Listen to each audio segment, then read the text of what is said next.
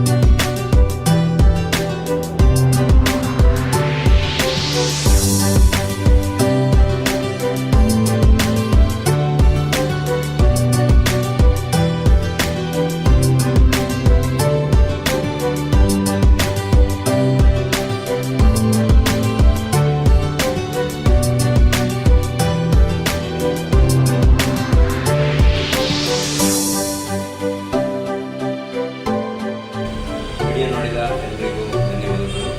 ಇಷ್ಟ ಆದವರು ಶೇರ್ ಮಾಡಿ, ಚಾನಲ್ ಸಬ್ಸ್ಕ್ರೈಬ್ ಮಾಡಿ.